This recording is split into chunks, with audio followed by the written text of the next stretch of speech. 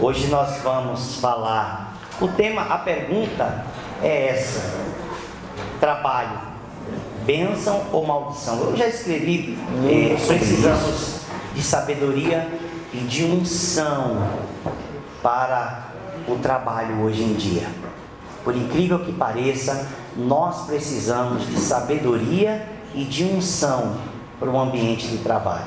Não importa o que a pessoa faça, se é um gari, uma pessoa que trabalha com limpeza, se é uma dona de casa, que trabalha às vezes muito mais, largas horas, mais do que uma pessoa que trabalha 8, 10 horas por dia. A dona de casa tem um trabalho 24 horas. Se ela é mãe, então ela não tem folga. A mãe não tem dia de folga, né? A gente tem, na realidade, os pais aí, os avós, teriam que dizer assim: ó, hoje nós vamos dar folga para você. Tipo assim, 10 por 1. Mais ou menos, porque mãe não tem folga, né? Ainda mais quando as crianças estão pequenas e crescendo. É um trabalho de 24 horas por dia. Além de ser mãe, cuidar da casa, se trabalha. Mas eu estou falando da dona de casa.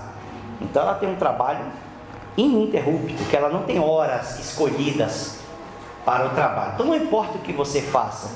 Nos dias de hoje nós precisamos de sabedoria e de unção. O que é unção?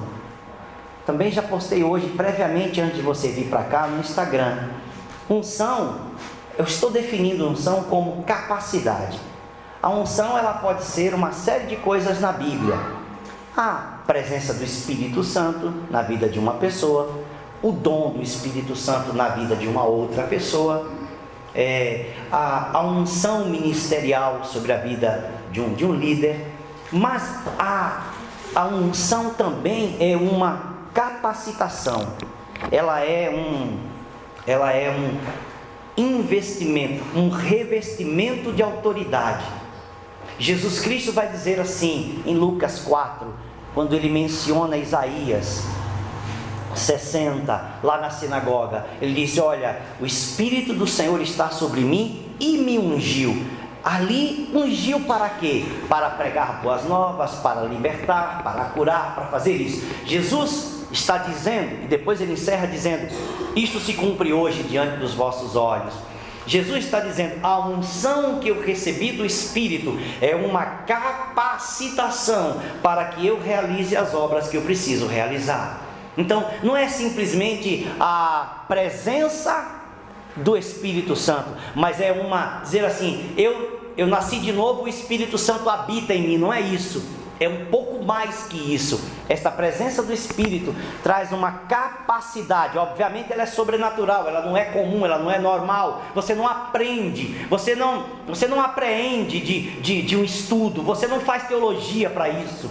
Não tem um curso para andar na unção. Não existe nada disso. Esta é uma capacidade sobrenatural de tua comunhão com o próprio Deus. E à medida que você entra nesse comungar com Deus, andar na presença de Deus, viver a vontade de Deus, procurar conhecer a vontade de Deus, esta unção, esta presença, esta capacidade é derramada na tua vida mais e mais no dia a dia, para você realizar as coisas que você precisa realizar. Isso é unção. Nós precisamos desta unção, desta capacidade que vem de Deus para realizarmos as coisas adequadamente. E precisamos da sabedoria, que a sabedoria não é conhecimento. A sabedoria é como aplicar corretamente o conhecimento que a gente adquiriu.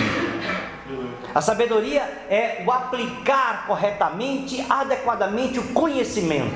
Às vezes nós temos muito conhecimento, mas só conhecimento não é suficiente, porque uma pessoa carregada, cheia de conhecimento, pode ser apenas uma pessoa cheia de conhecimento, e na hora de praticar, de aplicar, de fazer com que resultados benéficos aconteçam na vida dela e dos outros, ela não consegue fazer a transformação do conhecimento em sabedoria. A sabedoria também é sobrenatural. A sabedoria não é uma coisa que a gente simplesmente encontra lendo livros. A sabedoria também é fruto de uma comunhão com Deus.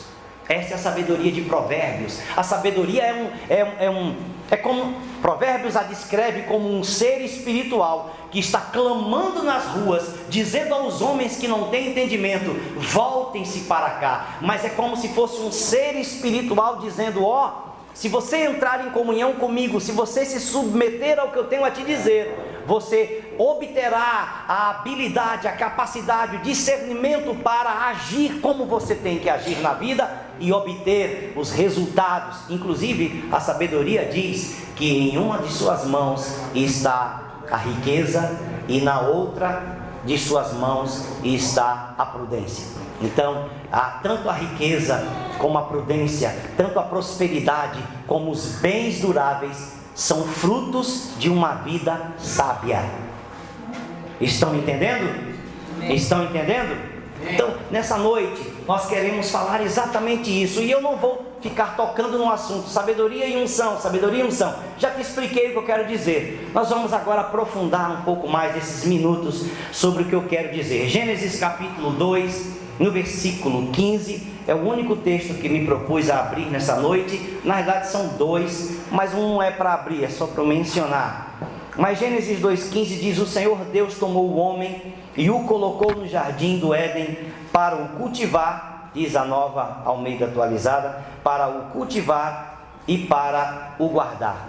Deus, antes que Adão caísse, antes que houvesse sequer a possibilidade imaginável de que a serpente trafegasse por ali e enganasse Eva, em um tempo que não sabemos quanto tempo durou, Deus colocou Adão e Eva, ou pelo menos primeiramente Adão, no paraíso com duas funções: guardar o jardim do Éden e cultivar o jardim do Éden. Portanto, desde a origem do primeiro ser humano, ele já tinha que trabalhar. Entende? Portanto, nós temos que sempre, também já escrevi largamente sobre isso nas minhas redes há um bom tempo: trabalho não é uma maldição. Amém? A maldição não foi o trabalho. Quando Deus criou o homem, Deus criou o homem para adorá-lo, para glorificá-lo e para trabalhar, para produzir frutos do seu trabalho. Deus não criou um homem que simplesmente tivesse ali no jardim tudo à sua disposição e que ele não precisava fazer nada. Não, o texto de Gênesis 2 diz que ele tinha que cultivar. O que significa cultivar? Ele tinha que arar a terra, ele tinha que plantar as sementes, tinha que cuidar dela, observar, regar, fazer o que tinha que fazer, criar um sistema de irrigação, para que a planta produzisse, crescesse e produzisse seu fruto, e esperar o tempo certo. Sim ou não? Isso é cultivar. Você não fala cultivar, alguém simplesmente colher o fruto. Cultivar é um processo que vai desde o lavrar a terra até a colheita. Sim ou não? Sim. Isso é cultivar. Então ele tinha que trabalhar. Agora, qual é a maldição em Gênesis 3? A maldição é que o resultado do trabalho ia ser com dificuldade. Essa é a maldição. A maldição não é o trabalho, a maldição é: do suor do teu rosto comerá o teu pão, a terra produzirá espinhos e abrolhos. Dificuldade para produzir o teu sustento.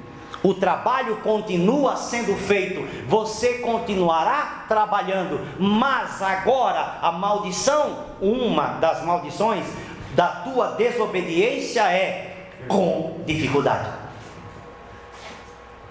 Estão entendendo?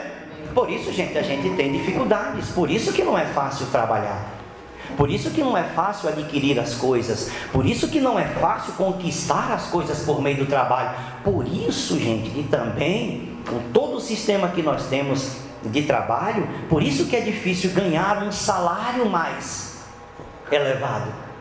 Nós precisamos construir uma carreira ao longo dos anos, trabalhar muito. Hoje em dia nós temos que aumentar as nossas fontes de renda se queremos terminar a nossa vida com prosperidade, sem dificuldades. Estão entendendo?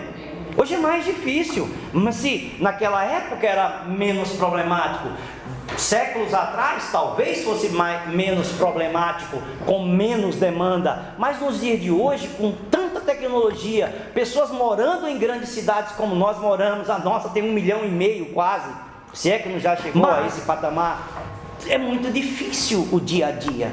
É muito difícil trabalhar e conquistar as coisas. Todos nós vamos perceber na nossa vida que às vezes passamos um período de vacas gordas, depois entramos num período de vacas magras e retorna de novo o período de vacas gordas. A gente vive nesse ciclo de altos e baixos, porque nós não temos uma estabilidade econômica. A nossa estabilidade econômica depende do governante que está no poder. Não depende da nossa produção de riqueza e não depende do fruto do nosso trabalho, porque o fruto do nosso trabalho é tirado de nós, o poder de compra e da nossa prosperidade por meio dos impostos. Vejam, é um sistema que é construído. Eu não estou aqui para falar de política, nem mal de política, estou dizendo que o sistema no qual nós estamos foi construído para roubar, tirar de nós legalmente os nossos recursos. É por isso que ainda somos um país pobre.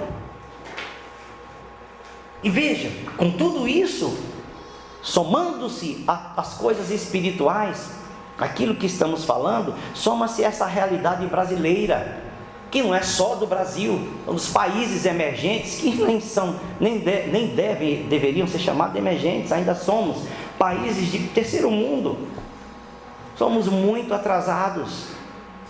Por mais que amemos a nossa nação, somos muito atrasados. Levaríamos mais de 120 anos para alcançar os países de primeiro mundo, se eles crescessem zero, e nós crescêssemos a 3, 4, 5%, levaríamos 120 anos pelo menos para alcançar o patamar deles.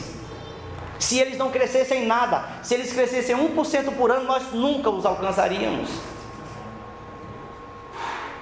Nós estamos na rabeira do mundo, e a Escritura diz, e Deus promete a uma nação: vocês serão cabeça e não cauda. A nossa nação ainda é cauda, ainda que alguns de nós estejam nadando em prosperidade, mas a grande maioria ainda é cauda. Olha, com tudo isso que estamos falando, ainda temos essa dificuldade estruturante do nosso país. Mas o trabalho não é maldição, ainda que hoje nós temos uma geração que não gosta de trabalhar. O trabalho não é uma maldição, a maldição é o resultado com dificuldade. Estão entendendo? Estão entendendo? O trabalho foi estabelecido para o homem desde a sua criação, portanto o trabalho não é uma maldição. Por toda a Escritura, nós vemos que o Senhor nos orienta para o trabalho bem feito, que Ele nos orienta para um trabalho feito com excelência, que Deus nos orienta por toda a Escritura. Você vai ver os escritores falar, em algum momento vai dizer isso, que os escritores, Deus exige de nós um trabalho feito com honestidade, Deus exige de nós um trabalho feito com caráter, integridade com caráter, com fidelidade. Às vezes nós temos que ter fidelidade até mesmo ao nosso local de trabalho, mesmo que o meu trabalho não seja o melhor do mundo, não significa que eu tenho que lutar contra a empresa que eu trabalho, porque dela vem o meu sustento e o sustento da minha casa. Então não posso ser uma pessoa que se opõe à minha empresa, à empresa que eu trabalho. Entende? Deus exige de nós fidelidade. Se o Senhor chegou para os cristãos que eram escravos, por meio do apóstolo Paulo disse assim, escravos, que na Bíblia a gente traduziu por servos, para parecer menos problemático, mas está lá, são escravos, não é? Paulo escreve lá, escravos, não sejam ruins, negativos, não odeiem o Senhor de vocês, trabalhem para o Senhor de vocês, como se vocês estivessem trabalhando para o próprio Senhor. Exigindo, Paulo está dizendo para os escravos, que tem gente que é dona deles, trabalhem para eles, como se eles fossem o próprio Senhor. Claro que eles não são, claro que eles não são pessoas boas, claro que eles não são pessoas perfeitas, mas não é sobre isso que a vida cristã fala. Nós não estamos, a maioria de nós não vai trabalhar para gente boa, para gente fiel a Deus, para gente temente a Deus. A maioria de nós vai ter relações com pessoas que realmente não tem Deus em sua vida. Mas assim como José no Egito trabalhava para pessoas idólatras, trabalhou para um governador idólatra. Naamã, por exemplo, após ser curado, também trabalhava para um homem, era general de um exército, um homem idólatra, que tinha que ir até o templo do deus Marduk, e ele pediu para o profeta interceder a Deus, porque quando ele voltasse para a terra dele, por obrigação ele teria que acompanhar o rei, o imperador, no templo do deus Marduk, e o imperador tinha o costume de colocar as mãos no ombro dele para se apoiar enquanto orava ao Deus dele. Naamã diz assim: quando fizer isso, que o teu Deus não me tenha como um homem mau, que o teu Deus me perdoe, porque eu já não quero mais isso, mas por obrigação do meu trabalho eu tenho que fazer isso. Estão entendendo? Nós estamos em lugares que as pessoas não servem a Deus, mas isso não nos importa. Somos orientados pela Escritura para fazer o melhor. Amém? Não ficar batendo boca, não ficar respondendo de qualquer maneira, ser excelente, cumprir o nosso horário, fazer as coisas corretas, não destruir os objetos de trabalho, não ficar dizendo a empresa é rica, então pode destruir, ou levar para casa, ou roubar, furtar aquilo que não é seu, que pertence à empresa. Nós somos orientados a fazer outras coisas como cristãos. Há uma excelência, há uma honestidade, há uma integridade. Tem que fazer as coisas de forma corretas. Por quê? Porque há promessas de Deus para aqueles que trabalham. Digno é o trabalhador do seu sustento. Aquele que trabalha com mãos diligentes prosperará. Há tremendas promessas de Provérbios até o Novo Testamento. Há promessas de Deus, de bênçãos na vida daqueles que trabalham corretamente e com integridade. Deus promete te abençoar com o fruto do teu trabalho, com a obra das tuas mãos. Ok? É por isso que Ele exige que a gente tenha um comportamento exemplar. Porque, gente, o trabalho, o que significa trabalhar? Trabalhar é moldar o mundo. Foi o trabalho que moldou o mundo, que trouxe ele até aqui. Trabalhar é transformar o nosso entorno. É o trabalho que faz com que moremos onde moramos, que a gente desfrute das coisas que a gente desfruta, que você tenha uma TV, que você tenha um aparelho eletrônico, que você tenha um celular. É o fruto do trabalho. É o trabalho que muda as coisas ao teu redor, que você compra uma roupa melhor, que você compra uma roupa de cama melhor, que você compra uma cama melhor. Sim ou não? É o fruto do teu trabalho que muda o teu entorno. O teu entorno é aquele que está ao teu redor. É o fruto do trabalho que faz isso. Estão entendendo? Sim. Trabalho muda o entorno. Trabalhar é melhorar a nossa qualidade de vida com seus frutos. A minha qualidade de vida melhora com os frutos do meu trabalho. Sim ou não? Trabalhar é também ser parecidos com Deus e com Cristo. Por quê? Eu sou um trabalhador. Ser trabalhador, trabalhar é ser parecido com Deus e ser parecido com Jesus? Sim, porque lá em João 5,17, Jesus Cristo falou o seguinte: mas Jesus lhes disse: meu Pai trabalha até agora e eu trabalho também. Nós temos um Deus que trabalha. Nós temos um Senhor que trabalha. Como seus filhos não trabalhariam? Por isso o apóstolo Paulo vai exortar algumas pessoas insolentes, ociosas, que começaram a frequentar a igreja lá de Tessalônica, dizendo assim: aquele que não trabalha, não coma. Por quê? Ele está querendo que a pessoa morra de fome? Não, ele está incentivando a pessoa Há um outro tipo de espírito, não aquele de ficar dependendo ou abusando da boa vontade das outras pessoas. Estão entendendo? Mas conquistar o seu próprio pão. Em Efésios, o apóstolo Paulo, lá no capítulo 4, naquela listinha de não faça isso, não faça aquilo, vai dizer assim, ó, aquele que furtava, não furte mais, antes trabalhe.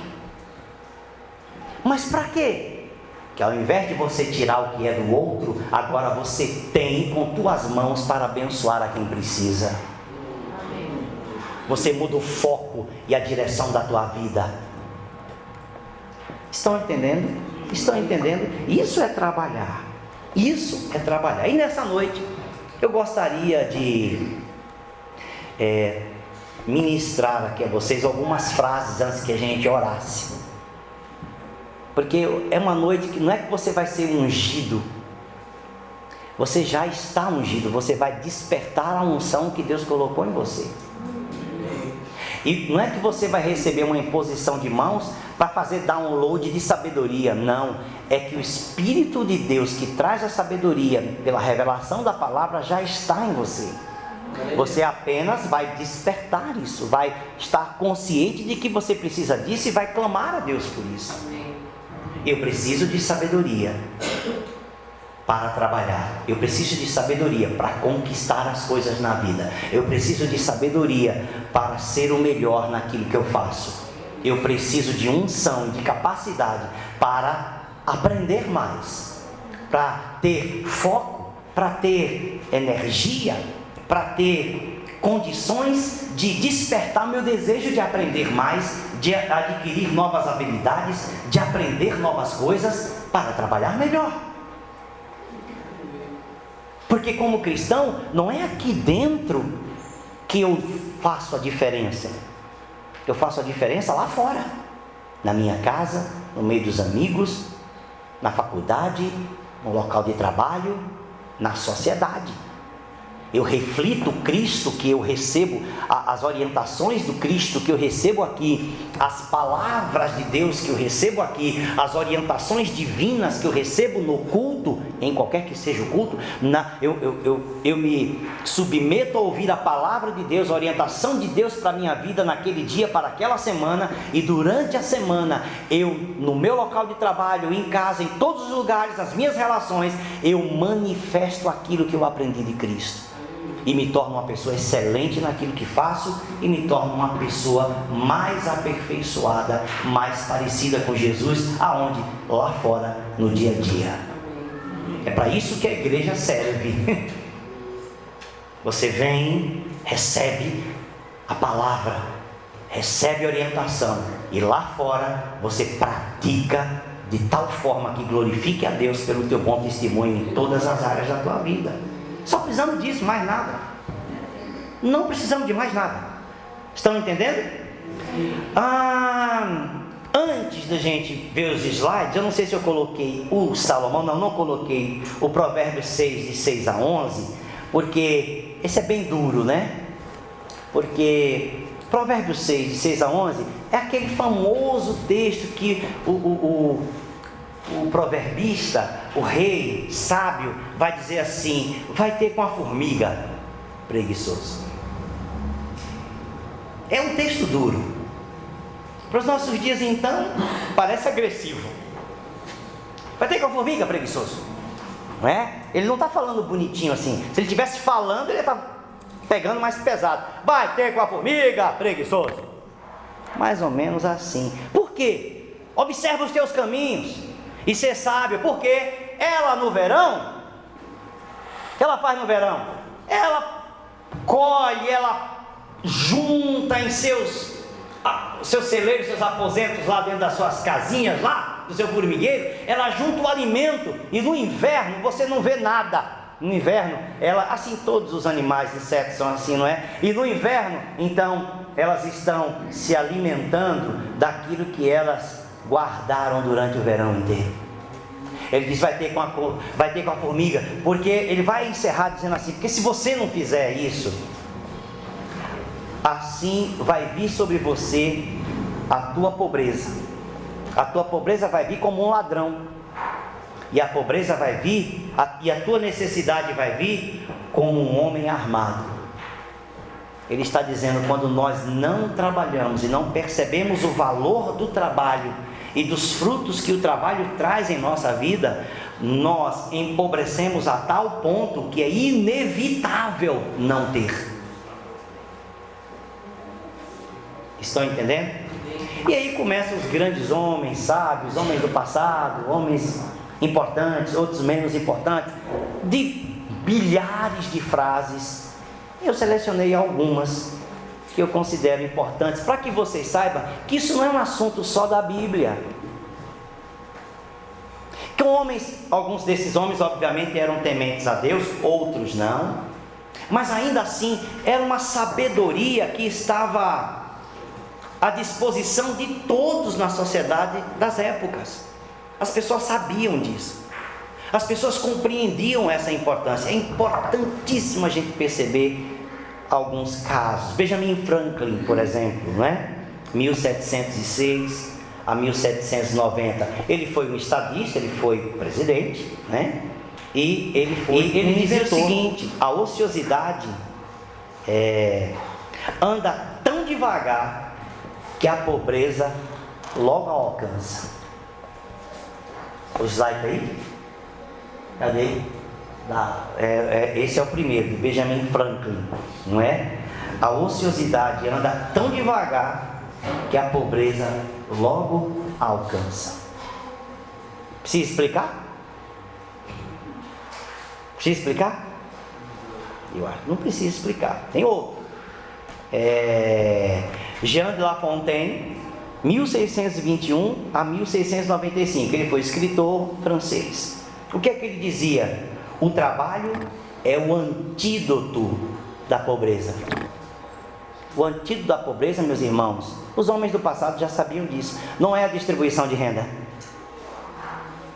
Aliás, alguém já disse que se você distribuísse todo o dinheiro do mundo igualmente para todas as pessoas, em 10 anos os ricos voltariam a estar ricos novamente. E os pobres perderiam tudo. Porque a sua mentalidade não foi trabalhada para ter. Isso é duro, mas é verdadeiro. Muitas pessoas nunca tiveram sequer uma aula de educação financeira, de investimento, de simples poupança, de simples reserva de emergência. Hoje em dia é tão comum as pessoas falarem na internet: reserva de emergência, virou assim como se fosse um clichê. Mas a reserva de emergência sempre foi algo que as famílias tiveram e procuravam obter isso. Sempre algo, ou que se não tivesse em dinheiro, em espécie, de acordo com a própria inflação do país, teriam em objetos de valor, como ouro, pedras preciosas, como qualquer outra coisa. Objetos de valor que rapidamente pudessem liquidarem aquilo, rapidamente transformar aquilo em dinheiro. As pessoas sabem que não dá para transformar a terra em dinheiro rapidamente. Terra valoriza, mas você não transforma a terra em dinheiro da manhã para o dia. Mas objetos de valor você transforma. Então as pessoas tinham cofres, tinham bens de valor, as pessoas tinham quadros de valor. Por que vocês acham que as pessoas verdadeiramente ricas compram objetos de arte? Porque aquilo é facilmente transformado em dinheiro. Aquilo são reservas financeiras. Estão entendendo? Estão entendendo? O trabalho é o antídoto da pobreza, não é distribuição de renda. Distribuir renda não melhora a pobreza, tira uma pessoa da fome, mas não a faz prosperar. Ela não prospera, ela sai da fome, mas ela não prospera. Mas nós não queremos que a pessoa saia apenas da fome, sim ou não? Queremos que ela tenha recurso, que ela cresça, que ela ande para frente. Certo? Thomas Edison. Tem Thomas Edison mesmo?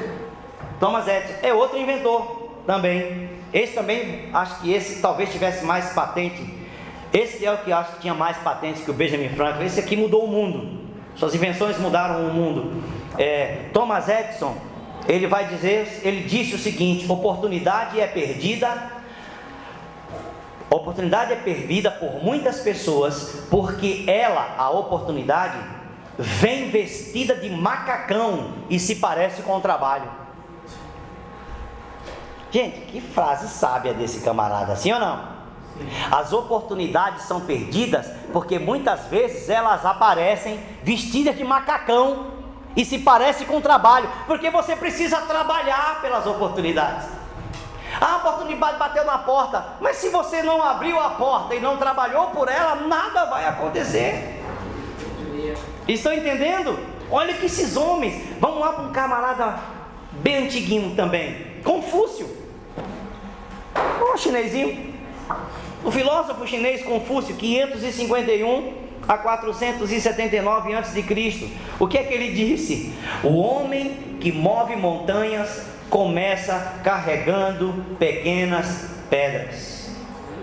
Antes dele, gente, quase 500 anos antes dele, Salomão já tinha escrito algo semelhante, né? E os profetas também já tinham dito que nós não devemos desprezar os pequenos começos, que é trabalhando, que é juntando. Salomão já disse, juntando de pouco a pouco que enriquece. E ele disse em outras palavras, o Confúcio disse, você vai tirar uma montanha de lugar se você começar carregando uma pedra. Mas se você não fizer nada, a montanha não sai. Aqui, claro, não estamos falando de fé. Aqui ele não está falando sobre fé, sobre a fé que Jesus ensinou, de tirar a montanha do local. Aqui não é fé, nós estamos falando sobre trabalho. Tudo bem? Sobre esforço consciente para produzir resultados benéficos na nossa vida.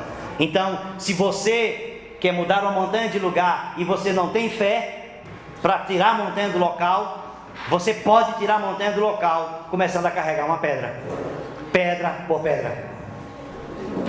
Um dia ela sai. Ou seja, claro, não estamos falando de uma montanha real, estamos falando de situações na vida. A Sêneca, gosto demais dos escritos de Sêneca.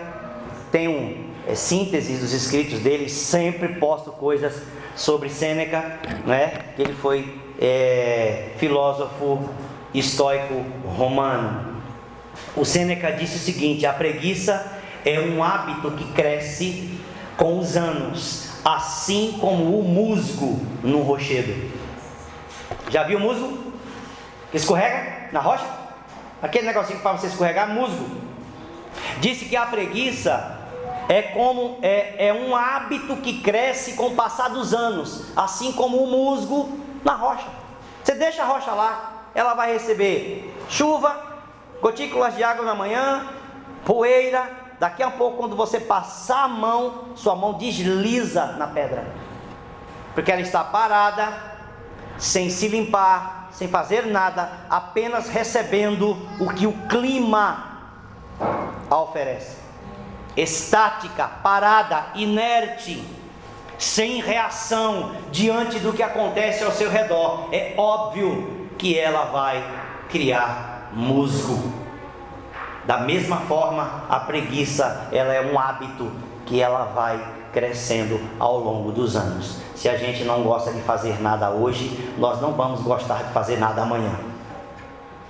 No ano que vem também não vamos gostar de fazer nada. Daqui a 10 anos vamos continuar não gostando de fazer alguma coisa. E alguns vão dizer assim: eu trabalho porque sou obrigado. Você está cometendo um equívoco. Você não trabalha porque é obrigado. Você está tendo a percepção equivocada sobre o trabalho. Você trabalha porque você tem o objetivo de conquistar coisas na sua vida para você. Para você, para sua família e para o próximo e para aqueles que você quer ajudar. Amém? Então, não é equívoco. Nunca diga assim: eu trabalho porque sou obrigado. Porque se eu gostasse mesmo, fosse escolher, eu não queria trabalhar, ia morrer de fome. Ou pelo menos, se não morresse de fome, ia ter muito pouco para a sobrevivência. Não teria grandes sonhos, não teria nenhum tipo de desejo de ter coisas na vida. Você não poderia nem casar, porque alguém ia ter que trabalhar para sustentar você. Estão entendendo? Então é complicadíssimo. Você ia ficar, alguém ia ter que bancar você. Enquanto você é jovem, que você mora com seus pais e que você ainda não terminou seus estudos, que está se preparando para a tua carreira, é uma coisa. Mas depois que você terminou seus estudos, que você chegou em determinada idade, isso depende de cada família, chegou em determinada idade, você está pronto para conquistar o teu lugar no mundo. Você não, mesmo que você fique em casa, você vai ser um daqueles que são, junto com seus pais, mantenedores da própria casa. Você vai compartilhar a manutenção da casa. Se pagar metade, se paga um terço, se aluguel, você ajuda no aluguel, porque você ainda não comprou a sua propriedade, você ainda não saiu de casa, não quer ainda morar sozinho, confirmou, ali concordou com a família que é melhor ficar um pouco até se casar, todo mundo junto, beleza, está tudo bem. Mas enquanto isso não ocorre, você trabalhando, tendo idade, você tendo seu recurso, você mesmo que ninguém te peça, você chega lá e oferece. Está aqui o dinheiro, quanto foi a conta de água, quanto foi a internet, quanto foi a luz, quanto foi a feira, quanto foi o mercado, se é aluguel, quanto foi o aluguel, se é IPTU, quanto é, como está pagando IPTU, eu quero contribuir, porque agora eu tenho condições de fazer isso. Ninguém precisa te dizer nada, nenhum pai precisaria falar nada para um filho teria que ter a consciência de chegar assim, estou ganhando, agora eu participo, até que eu tenha o meu próprio cantinho. Amém? Amém. É simples. Está vendo que é unção? Está vendo que é sabedoria? Tá? Então, aí vem o nosso reformador, Martinho Lutero.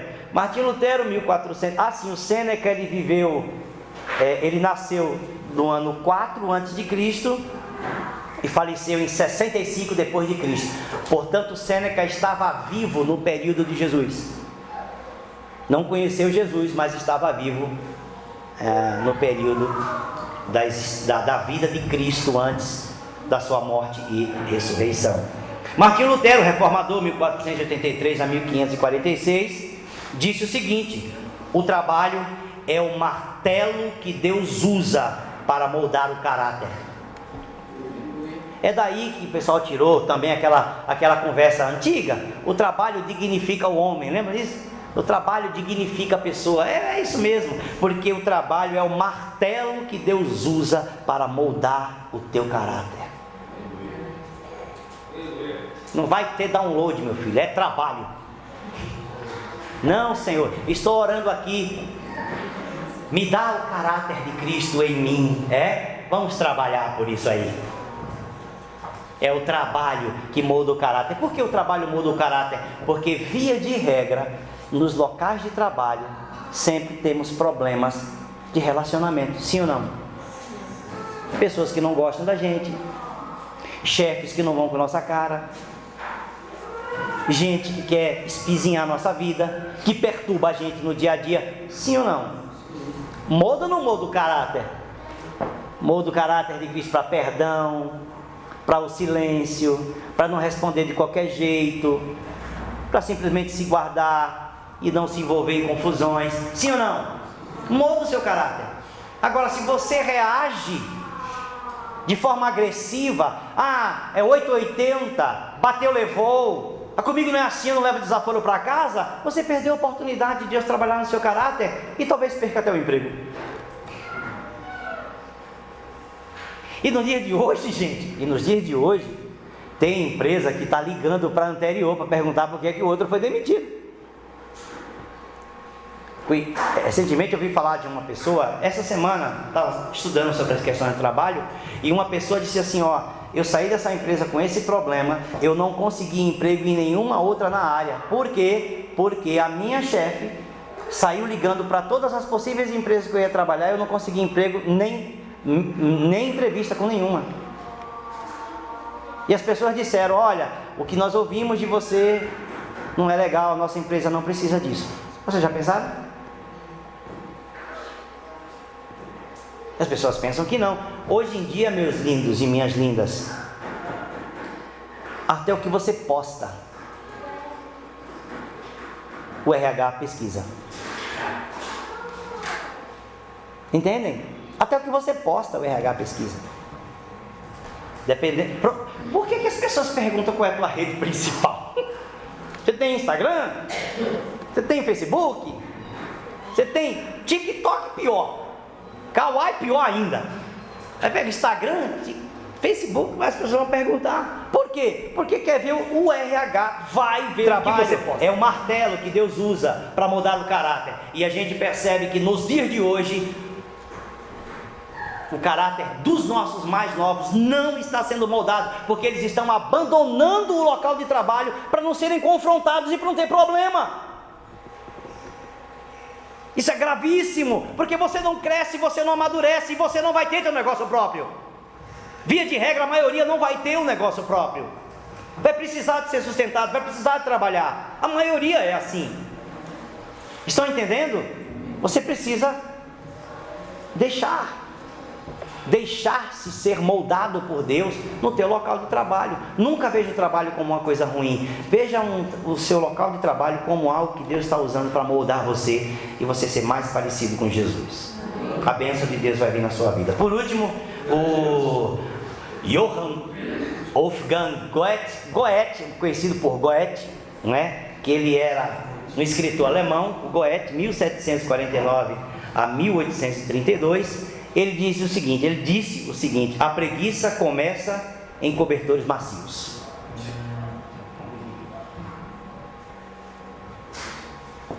A preguiça começa em cobertores macios. Ou seja, quanto mais conforto, mais preguiçoso você fica. É um fato. Quanto mais conforto, a nossa tendência é trabalhar menos. Quando temos dificuldades e crises, quando temos problemas a enfrentar, coisas a resolver, mais ativos nós ficamos na busca de soluções. Quanto mais conforto, quanto maior a nossa zona de conforto, mais preguiçosos e espiritualmente preguiçosos ficamos. Nós não oramos quando está tudo muito bem. Nós buscamos a Deus quando a crise aparece, quando a dificuldade surge. Estão entendendo? Então, nesta noite, nós vamos orar.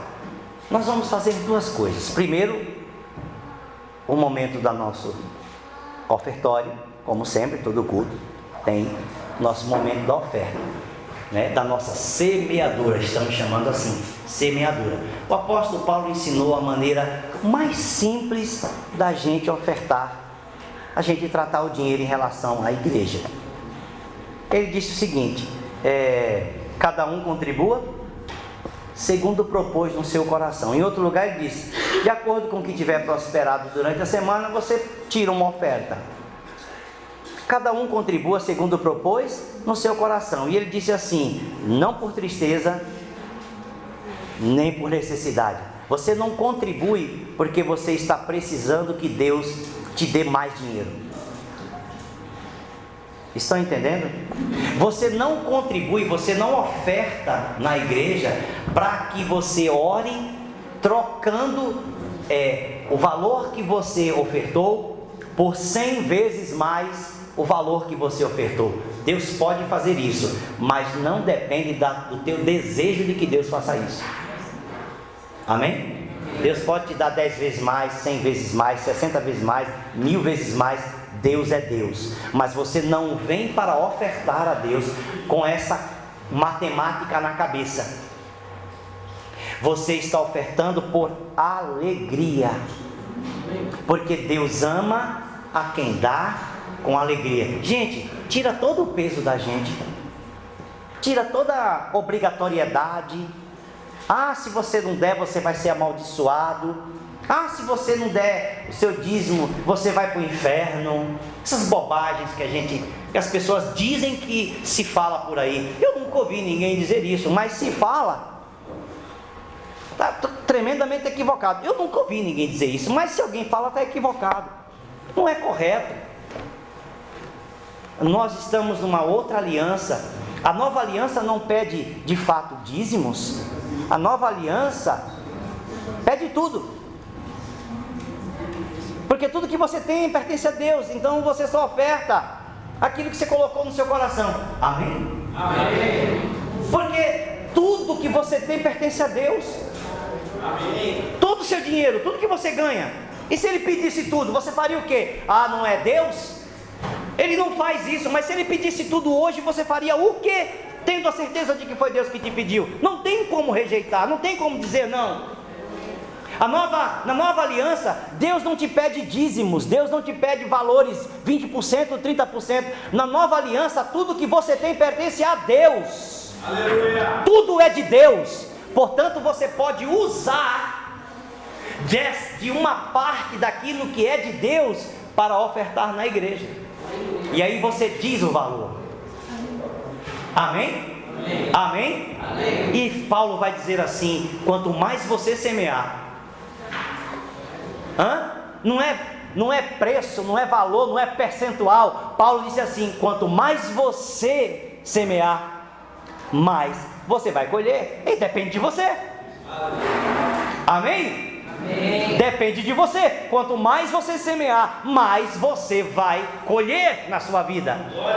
Quanto menos você semear, óbvio, a colheita é menor. Mas isso é óbvio. Paulo não poderia falar outra coisa, meu querido. Dê, oferte de acordo com o seu coração, conforme você estiver prosperado, de acordo com porque tudo que você tem pertence a Deus. Você tira uma oferta, mas saiba disso: quanto mais você dedica a Deus em oferta, mais você colhe na sua vida, porque a tua oferta é uma semente. É o que Paulo diz em 2 Coríntios 9. A tua oferta é uma semente. Quanto mais você semeia, mais você colhe. Não tem nada a ver com 10%, com 20%, nem com 100%. Tem a ver com entender que o que você oferta é semente espiritual para Deus. Deus toma essas sementes e abençoa e recompensa a tua vida por você semear. Amém?